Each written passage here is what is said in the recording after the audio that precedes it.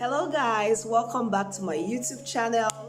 And if today is your first time, you are most welcome. And if you're regular here, you know I love you so much. I'm giving you such much kisses right now. And today we're going to be talking about something I believe that a lot of us have heard before, either in a meeting or somewhere. I know you've heard it before, but we're just going to be touching about little here and there. We want to talk about 5 major flags that you see in a relationship that should give you this pointer to, oh, this is a no-go area, especially as a believer. We only talk about believers here, and I think that's the core here, the cocoa of the coconut.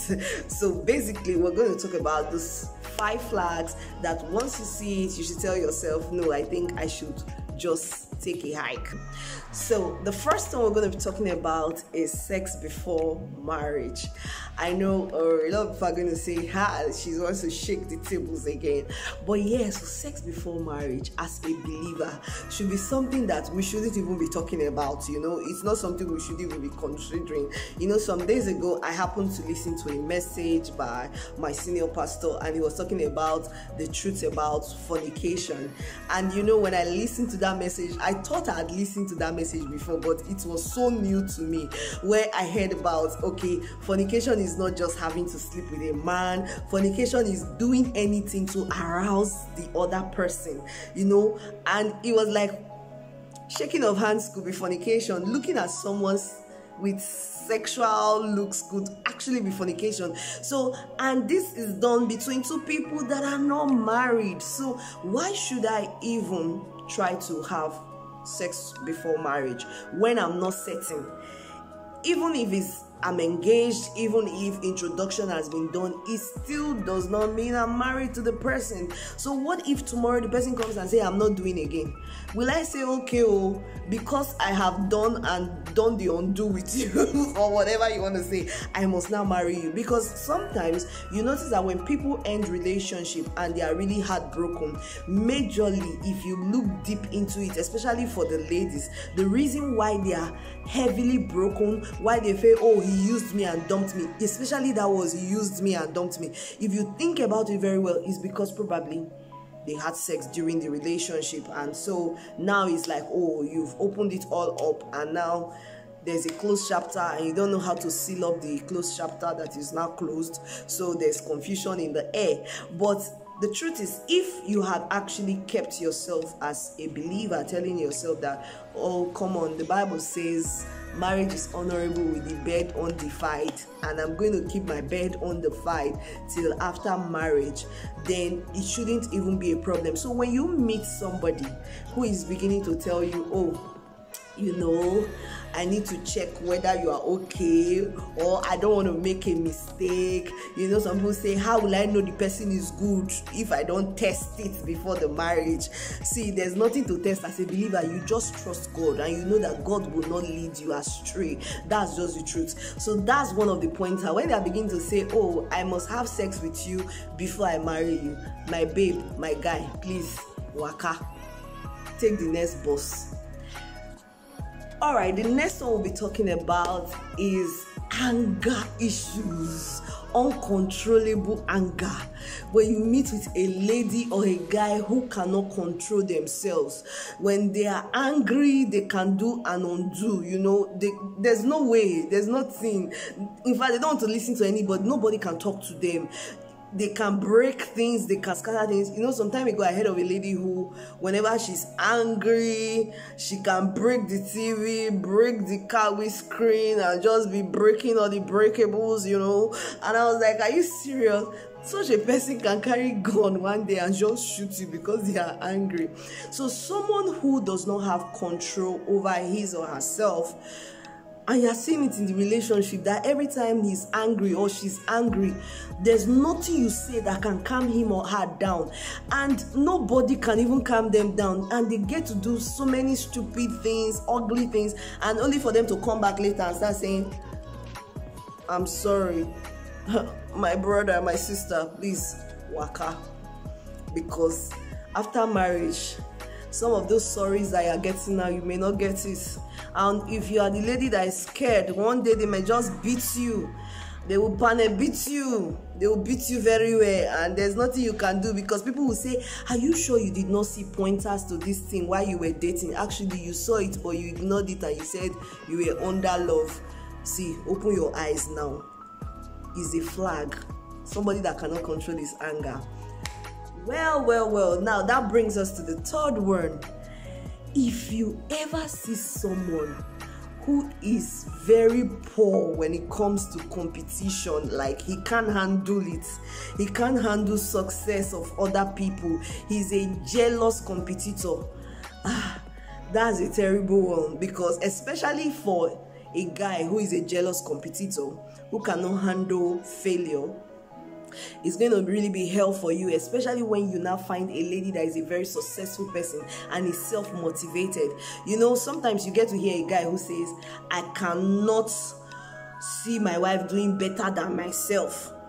And I'm like, so if God have to bless you as a lady, and God gives you something that really puts you up there, and you are doing better than him, so what happens? The marriage will scatter? Or are you not praying for her to be successful? Take, for example, you are doing a job of 150,000. You are not praying that your wife should not be better than you when she has prospects to get a job of 500,000, 1 million to pay her in a month. Because you are receiving 150,000, you now say no, your wife cannot have a job that is paying her 300,000. I think that is evil. That is evil, because marriage is supposed to be two people coming together to become one. It's supposed to be something that is a collective effort. So when I now see a guy who feels that, oh, I can't see people who are better than me. You know, some people, you just see their friends becoming successful, and throughout that day they become moody. They cannot celebrate other people's success. They are angry when people succeed, or they start feeling moody or feeling bad. Instead of motivating themselves to say, oh, if this person did it, then I also can become successful. They are terrible at failures, and they are too jealous when it comes to competition. Like, no, you can't even handle it. If it's a lady, I can say, okay, you can push it a bit, but when a guy is not the one that is a jealous competitor, oh boy, as a lady, you want to really look very well, except you really don't have passion to become successful or passion to get to the top.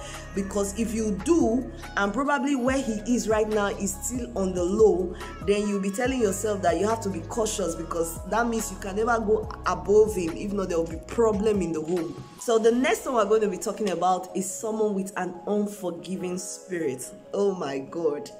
You know how you can really offend someone? Sometimes you don't even get to know. And of course, in a relationship, it's bound to happen. In marriage especially, it's bound to happen for you to offend one person or the other. But the truth is, we forgive each other and we move on. So when you meet with someone who has an unforgiving spirit, who when you do something, they keep it, they nag about it, they talk about it for 2 years, 3 years, 5 years, 10 years to come, they are still referring to the wrong. My dear, before you suffocate yourself with such things, please walk away. Because if the person will not forgive, if the person is unforgiving, then there's really no point, because you are just going to kill yourself with a lot of hurt, a lot of regrets, a lot of so many bad atmosphere around you, and you don't need that. If for all our sins, while we were yet sinners, Christ died for us. So who are you not to be forgiving somebody now? With all the bad things we've done, Christ still forgave us. He shed his blood for us, even while we were yet sinners. So why should you not have a forgiving spirit? So you meet with someone who has an unforgiving spirit, my dear, that's a flag. Oh, walk away. You must not be there.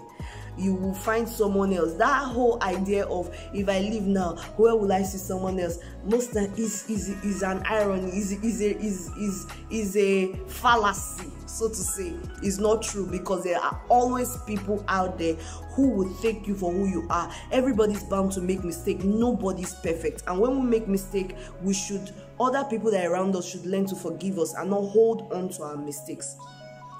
The last one I'm going to be talking about is when you find out that you just happen to enter into a relationship with somebody you are not proud of. My sister, my brother, please, waka, oh, waka is waka. There's no two ways about it, because the truth is, when you get married, people are going to be asking you, oh, where is your husband? Where is your wife? And everything. You go to functions, people are asking you, oh, you're married now, so where is your husband? I said, where is your wife? And you are not proud to show the person to the world. You don't want people to see this person. So why did you marry the person in the first place?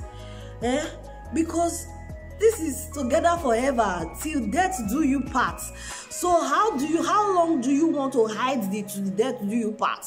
I remember some time ago there was a lady who was married, and a lot of people were just asking her, oh, where's your husband? Where is he? And she would just say he's fine. Oh, where are your wedding pictures? Oh, I don't have them with me. And it was a lie.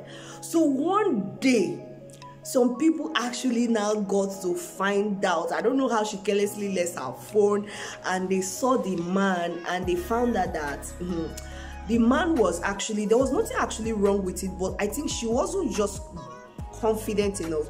They just found out that she got married to someone who was far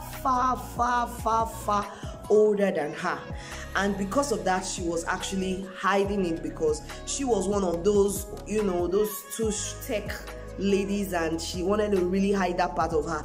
But I told myself, if you knew you were not going to be proud to showcase this man, why did you say yes? Why did you go ahead? You would have simply just walked away and looked for a young bobo that you wanted to marry, and you would have been fine. So if you find yourself in a relationship and you know that you are not proud of the person, you are not proud to showcase the person, you are not proud to tell people about the person, please just walk away. So just to cap everything up, if you see somebody demanding for sex before marriage, run.